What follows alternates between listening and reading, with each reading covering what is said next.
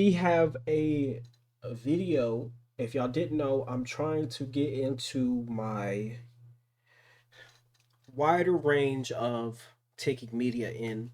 So far, I have been very resilient on saying I don't like something without even really getting into it too deeply. Um, if you can see here, there's a video here that I did check out a little bit of, but I don't think it really gave me what I was looking for.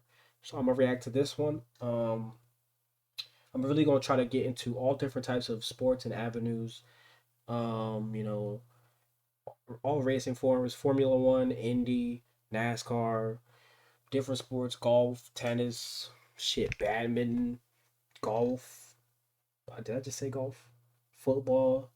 I don't really know much about football. Football, soccer, whatever you want to call it. Hockey. Um, all different types of avenues. Shoot, not even just sports. Different type of theatrical performances, like a movie or directors. Um, music, different avenues of music, country, all that. Cause I'm very much I'm a very simple person. I don't really do too much. I don't really look at too much. I don't really consume a lot of media, but I do love my comedies, and I have been very resilient on staying away from things that I feel like I might learn some information that might hurt me in a way that I don't feel comfortable in. Of course, I'm talking racial. Okay. I had to get it out there. I know the black guy brought up something racial. I know. But if a lot of times, the things that that built up, that were grown, you plant the seed, the way that they were grown, they had a little bit of a layer of, we don't want you to be a part of this type scenario, and that kind of sticks sometimes. So I tend to just be like, oh, then it's not for me. It's not for me. It's not for me, obviously. But then, I see people like this guy. Look at that guy. Look at that guy. That's a black man in a race car. What? So then I'm like, okay. People like him, Arthur something, tennis player, the black guy with the perfect shot that plays golf. Yeah. And now I feel more comfortable consuming the substance. So, that being said, let's get into it.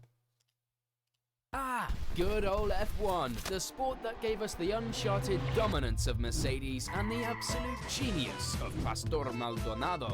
Seriously though, not enough is said about how Mercedes just turned up for the 2014 season absolutely nailing the engine regulations and then proceeded to win 8 constructors' titles in a row. What if I told you that their victory wasn't just a stroke of luck? What if there was more to the story?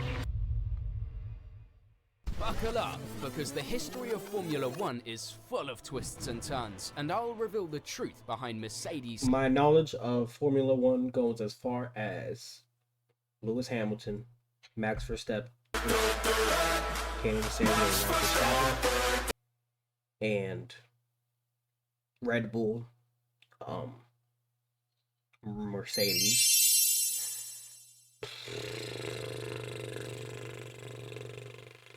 I could do this. I could do this. I could do this.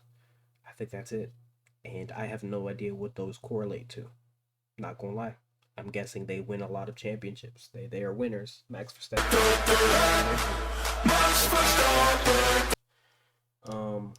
Yeah. W Mercedes and Lewis Hamilton. W Red Bull and Verstappen. Success a little later, because before that, the sport has had several other notable incidents, like rivalries going up in flames. Literally. I'm looking at you, Ayrton and Alan. Governing bodies fighting each other, actual deaths on track, and of course Walter Costa delivering the greatest question in the history of questions. Take a drake, a monkey, place him into the cockpit, and he is able to drive the car. Because What? Take a trained monkey, place him into the cockpit, and he's able to drive the car. What? What is the context to that freaking question? I don't like how Lewis Hamilton was in the top left. If that question was to him, that could have been taken a completely different direction. But if it were, hey, Who doesn't want to know if a monkey could drive an F1 car? So, of course, I might as well tell you the rest of its history while I'm at it. I can trace its roots back to the earliest days of motor racing. It emerged from the buoyant European racing scene of the interwar years. Plans for a Formula 1 Drivers' Championship were discussed in the late 1930s, but were conveniently shelved with the onset of a certain war, carried out by a certain man with a certain moustache. Look at this dude. But in 1946, everyone thought, hey, why don't we bring that idea back? So the idea was rekindled and the first races were held. The following year, they finally decided to launch a Drivers' Championship. It took until 1950 for the details to be hammered out, and in May of that year, the first World Championship race was held at Silverstone. Although, don't tell the Brits, the first F1 race was actually held a month earlier in France. Only 7 of the 20 or so Formula debate about it. Let me know. Let me know. Is that true? Is that true? Was it official though? Was it official? That's the question. Let me know. Let me know. Let me know. So the Britons or France started F1. I see. Okay. Formula 1 race. I'm guessing the heart and stone is in Britain though. If the Brits are willing to fight that hard for it started here, you piece of shit. Fuck off! That's what you can do if you want to do. Look, I'm down bloody here and no fucking don't bloody. Since that season counted towards the title, but hey, at least they were up and running. Even as more races were included in the championship, there was still plenty of non-championship Formula 1 races because why not? Let's have some races that don't even count towards anything, just for the vibes. Non-championship races continued until 1983 when rising costs ruled them unprofitable. Corporate greed defining sport. Where have I seen that before? And let's not forget about the privateers. You know, those drivers who operated on their own and bought and raced their own cars. Oh, privateers. Wait, so they owned their own cars? Privateers. You know, those drivers who operated on their own and bought and raced their own cars. Because Okay. That's freaking insane. Because this does not sound like a cheap hobby to just have. To just say, yeah, I'm gonna do everything myself and drive the car. But one day I woke up, I said to myself, I ain't gonna be broke no more. So I got up and I started working hard, moving bricks, and now we be living in the hills. See that view? Y'all don't have that view, and I be holding your mama's ring. nothing screams professional racing like a bunch of guys who aren't, well, professionals. Nevertheless, early Formula 1 was dominated by the pre-war big boys such as Alfa Romeo, Ferrari, Maserati, and Mercedes-Benz. Alfa Romeo, that's a car. Although That's a car Giuseppe brand? Nino Farina won the inaugural title, the key driver in the 1950s was Juan Manuel Fangio, who won the Drivers' Championship in 1951, 1954, 1955, 1956, and 1957, with 5 Shoot. separate manufacturers. Guess he got bored, huh? But don't think it was all sunshine and rainbows for Formula 1 in those early years. In fact, it was so bad that they had to run races to Formula 2 regulations because no one wanted to play with them. There was already a second division? When did he say it started? It started in 1930? Boycott back a month. Nope, I can't. Ferrari stuck around because they clearly didn't have anything better to do. And let's not forget about the death toll. 13 drivers were killed in F1 cars in the first decade alone. But Damn! 13? There was only 3 deaths for NASCAR within for the next 40 years. that was just a small price to pay for entertainment, right? But don't worry, the cars made some absolutely... I don't actually know. I watched the if you saw my other video, or if it's out yet, the NASCAR, I watched the history of NASCAR. 2 people died in an aircraft, one in a helicopter, one in a plane on the way to the track. And a veteran driver died on the track. I think he was going, what? Wait. 4 people might have actually passed away. 2, damn, I don't know if that guy, if the fourth one I'm thinking about passed away, but he was going around 200 miles per hour, and it was like one of the fastest laps in NASCAR history, and his car or something, his engine like caught his right tire, and he took air and went into the stands. I don't know if he passed away or not. My knowledge could be wrong. My memory could be wrong. It wasn't that long ago. I just reacted to it. I'm not gonna lie. But let me know let me know if I'm wrong. If there was a lot more fatal accidents in NASCAR. But 13 is crazy. 15 or 13 is crazy for a decade. Insane technological advances. In a They sport. went from using pre-war cars to cars that were slightly less pre-war. The engines got smaller and the tyres got narrower. Yeah, that's literally all. And let's not forget about Mercedes-Benz, who made major developments until they had a little mishap at Le Mans and decided to pack it up and go home. Took Cowards. flight. But the real game changer was when Cooper introduced a rear-engined car. Seriously, this was some galaxy brain level stuff. Who knew putting the engine at the back would make it go faster? By 1961, all the manufacturers were doing it. And just to keep things interesting, the sport introduced a Constructors' Championship in 1958. Because why just have one winner when you can have a whole team win? Now back to the good old How does days that of work? British dominance in Formula 1. Constructors' It all Championship, how does started that with work? Mike Hawthorne's Let me know in the championship comments. win in 1958. But let's be real, Sterling Moss was always the real MVP, even though he never secured the world title. From Jim Clark to Jackie Stewart, John Surtees to Jack Brabham, Graham Hill to Denny Hume, the Brits and Commonwealth drivers won 9 Drivers' Championships, and British teams won 10 Constructors' titles between 1962 and 1973. It's like they were done colonising countries, so they started colonising motorsports instead. Of course, it wasn't all smooth sailing. The cars became faster and slicker, but also more expensive. Let me know if you're British, let me know if you feel some type of way about that statement. He didn't lie. I'm not gonna lie to you. He didn't lie. Did not lie. A royal Appreciate you giving Nigeria their independence. I mean, granting them freedom. I mean, giving them independence. wedding. Lotus were the innovators with their ground effect aerodynamics that gave them enormous downforce and greatly increased cornering speeds.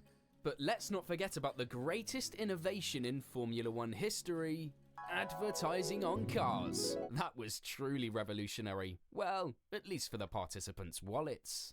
But of course, as Uncle Ben would say, with great speed comes great danger. Jochen Rindt won the Drivers' Championship posthumously in 1970, the only man to do so, proving that the risks were still very real. There was another tragedy at the 1973 US Grand Prix where Francois Souvart lost his life. Even Jackie Stewart retired after that one, and he's a tough Scotsman. The mood around the sport unsurprisingly took a turn for the worst. But worry not, for Ferrari was there to save the day with Niki Lauda and Clay Regazzoni. Lauda won 3 drivers' titles, but it wasn't all smooth sailing for him either. A fiery crash at the German Grand Prix in 1976 left him with burns so severe that he wasn't expected to survive. But this is Formula 1, baby. He was back in the cockpit 6 weeks later like it was nothing. And let's not forget about Bernie Ecclestone, the man who turned Formula 1 into a billion-dollar global business. He rearranged the management of the sport's commercial rights and convinced the teams to work together. Genius! Who cares about the risks when there's money to be made? Am I right? In 1979, FISA, Fédération Internationale du Sport Automobile, was formed, and what followed was a series of clashes between them and FOCA over revenues and regulations. What was FOCA, you ask? Well, FOCA, or the Formula 1 Constructors Association, was just a group of wealthy, influential team owners who got together to rule the roost in Formula 1. Because who needs a fair and governing body when you can just have a bunch of rich dudes calling the shots? But let's be honest, who doesn't love a good spat between bureaucratic entities? FOCA even went so far as to boycott a race and threaten a breakaway, which seems like a pretty bold move for a bunch of people driving around in circles. Of course, FISA retaliated by removing its sanction from races, because nothing says let's solve our problems like a good old-fashioned game of tit for tat. Finally, in 1981, an uneasy truce was reached with the Concord Agreement, which really just sounds like either a really cool plane or a really boring document. Also, this is the same FISA that was replaced by the FIA in 2014, because its influence had declined gradually over the years, because, well, it wasn't really much good at its job. So they decided to give us the FIA, which is, well, not very good at its job considering recent events. I'm looking at you, Abu Dhabi 2021. But I'll get back to that a little later. But enough about politics. Let's talk about the real stars of the show, the drivers and their magnificent machines. In 1980, Alan Jones and the Williams team dominated, and in 1981, Nelson Piquet swooped in and stole the title by one measly point with a victory at the US Grand Prix. Things were looking good in 1982 with a juicy rift brewing between Ferrari's Gilles Villeneuve and Didier Pironi. But then Villeneuve went and got himself killed at Zolder, which once again ruined the mood that year. And to make matters worse... These deaths just come out of fucking nowhere. This guy has to do better at making it. Like, he's subtly just like, yeah, man, this is going on. They got a rivalry until he fucking died. Yeah. And then he moves on. Just 2 months later, Pironi was so badly injured in practice for the German Grand Prix that he was forced to stop racing forever. From then on, the turbos took over like a bad case of indigestion after a spicy Friday night curry. These little devils first appeared in 1977, but it wasn't until the 1980s that they really started to dominate. Piquet won his second title in 1983 with Brabham, and then Lauda's half-point victory in 1984 marked the beginning of McLaren's period of dominance. Over the next 8 years, McLaren won the driver's title 7 times with Alain Prost and Ayrton Senna. And in case you were wondering, yes, they were really that. Let me know your favorite F1 driver in the 80s. Let me know if you want me to react to any of their documentaries or highlights they got. When they won 15 out of 16 races, which is pretty much like winning the Olympics, the World Cup, and the Nobel Peace Prize all rolled into one. Of course, nothing lasts forever, and for the 1989 season, the turbos were banned, which made the relationship between Prost and Senna deteriorate rapidly. The two even crashed into each other in a title decider when Senna tried to pass Prost onto the first corner at the Japanese Grand Prix. Almost like they were so in love with each other they couldn't stay apart. And you know who I'm in love with? Oh, they got teammates for F. Oh yeah, I forgot they had teammates. Damn. What's the relationship? I wonder what that is like. 'Cause they gotta beat each other too. So make sure you subscribe to the channel for more I would have been fighting words. I'm scrapping immediately. We boxing, bro. Fisticuffs, bro. Come here, mate. Come here, mate. Bruv.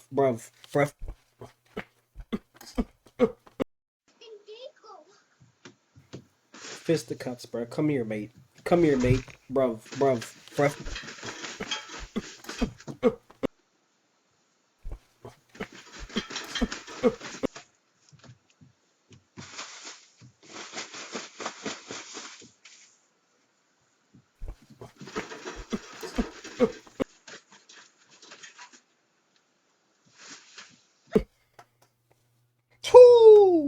Immediately, bro.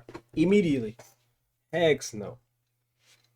If I'm ever in a cockpit or whatever you call it, a driver's seat, and I know the stakes of getting into a crash, if I've really been in depth, I've been driving all my life. I've had my favorite drivers. I've known who died. I know who survived. I know veterans, and then my teammate crashes into me. Heck no, bro. Heck no, bro. He has to go, bro. I have to fight him. I'd have to fight him. He'd have to, like, I'd have to fight him.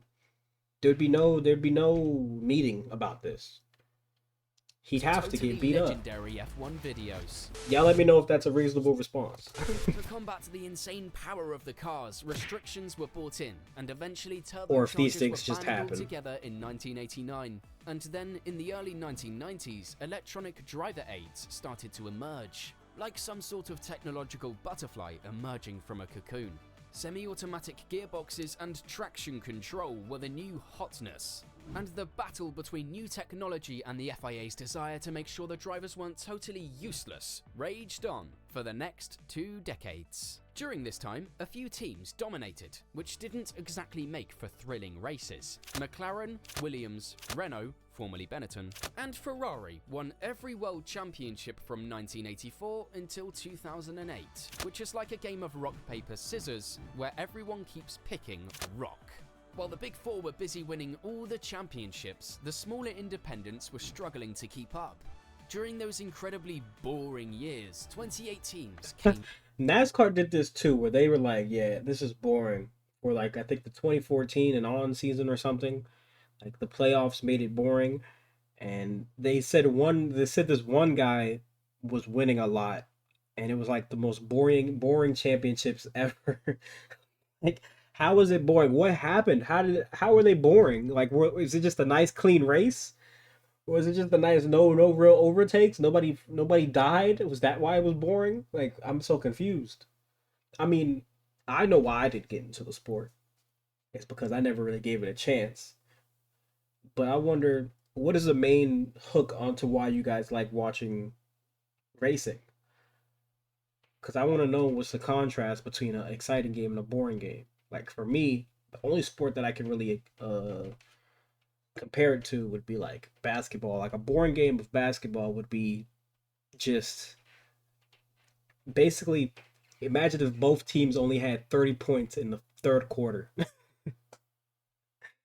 30 points. Both teams had that'd be the most boring game in the history of all time. and went. Few making more than an ephemeral mark, which is basically a fancy way of saying they were here and then they were gone. Oh boy, where teams came and went. Few making more than an ephemeral mark, which is basically a fancy way of saying they were here and then they were gone. Damn. Oh boy, where do I even start with Formula 1 in the late 90s and early 2000s? Tell me about your the saddest team that came and went that you really thought had a chance.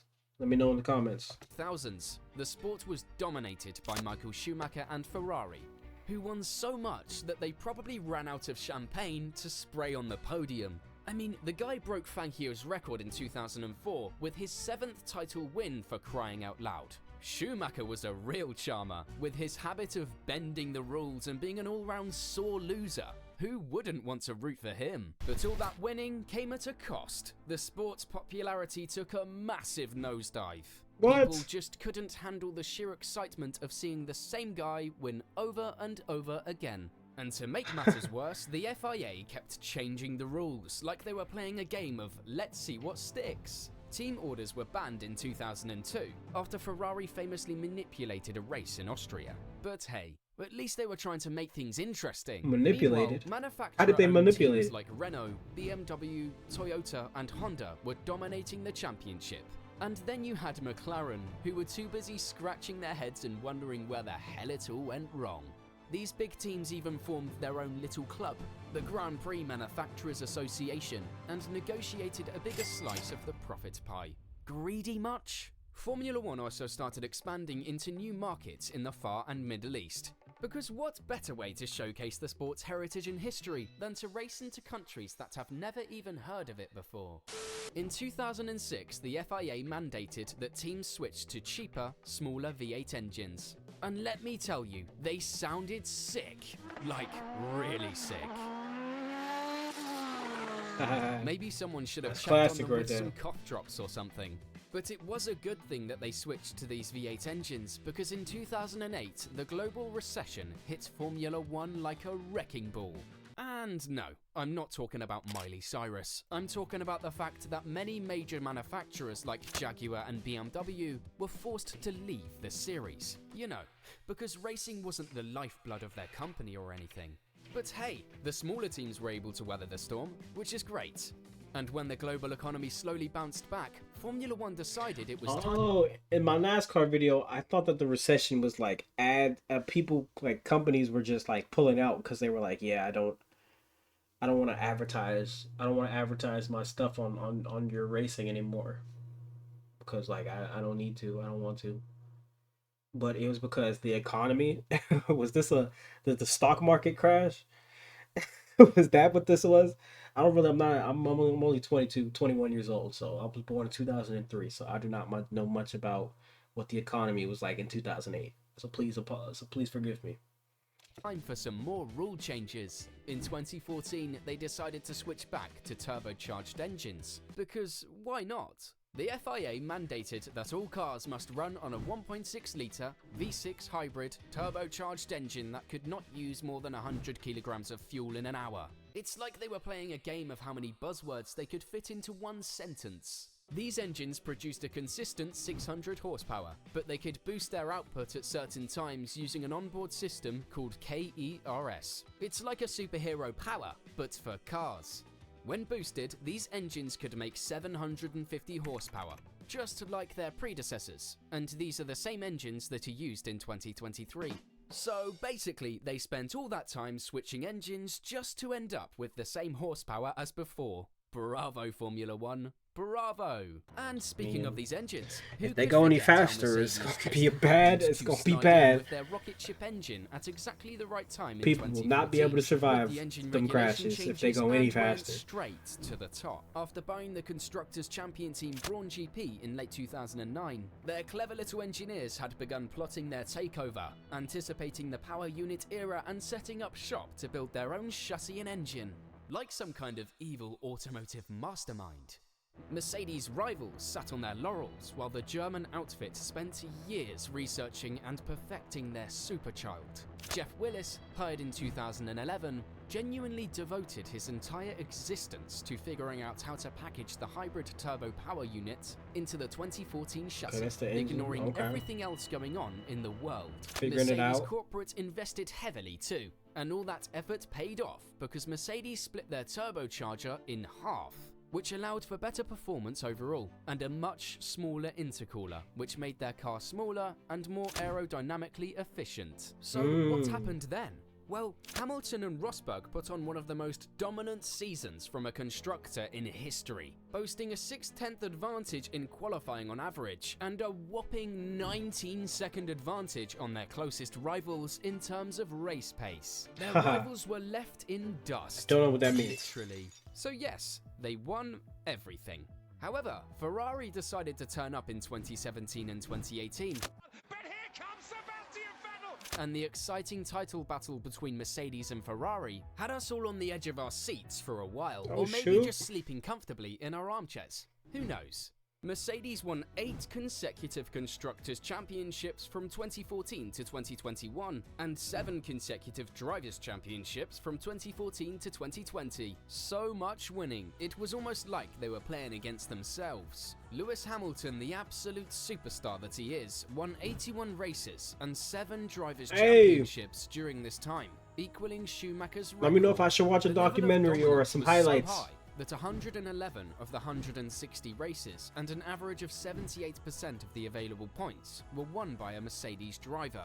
Talk about predictable racing, but let's not forget about the increasing car manufacturer presence in the sport. Honda returned as an engine manufacturer in 2015, and Renault came back as a team in 2016 after buying back the Lotus F1 team. Aston Martin and Alfa Romeo joined the party as Red Bull and Sauber's title sponsors, respectively. What's next? A Ford Fiesta team? You know what? If recent reports are anything to go by, the COVID-19 pandemic really threw a wrench in things. The sport had to adapt to budgetary and logistical limitations, with a significant overhaul of the technical regulations intended to be introduced in the 2021 season pushed back to 2022. I mean, who wants to see new and exciting things when we can just stick with the old stuff? And of course, who could forget the extremely controversial finish of the 2021 Abu Dhabi Grand Prix, where the title went to Red Bull driver Max Verstappen after Michael Massey sent everyone motor racing. Toto? Yes, it's called a motor race, okay? It's almost like they wanted to What? stir up some drama. Red Bull driver Max will stick with the old stuff. And of course, who could forget the extremely controversial finish of the 2021 Abu Dhabi Grand Prix, where the title went to Red Bull driver Max Verstappen after Michael Massey sent everyone motor racing. Toto? Yes, it's called a motor race, okay? It's almost like they wanted to stir up some drama and What did he make mean by things that? interesting for once. But wait, there's more. In 2022, a major rule and car design change was announced to promote closer racing. Ground effects, new aerodynamics, larger wheels with low-profile tires, and redesigned nose and wing regulations. It took them a while, but they finally realized they needed to change things up to keep people interested. And guess what? It worked. Red Bull and Verstappen won the 2022 Constructors and Drivers' Championships, making the end of a dominant era for Mercedes and Hamilton. Hamilton finished 6th with the first winless season in his career. What? This time around in 2023, it seems to be more of the same for Verstappen and Red Bull, because, well, they keep winning. So did anything really change after all? Subscribe right now, and of course, shout out to Bill Burt and Roman Hill. Wow. Okay. Hey, if you guys want me to react to any of your favorite drivers at all, you know, anybody that at the bottom right here, anybody you see any names or any of your favorite drivers, let me know your favorite stadium or whatever you would call it, course, track. Yeah, let me know. Put it down in the comments.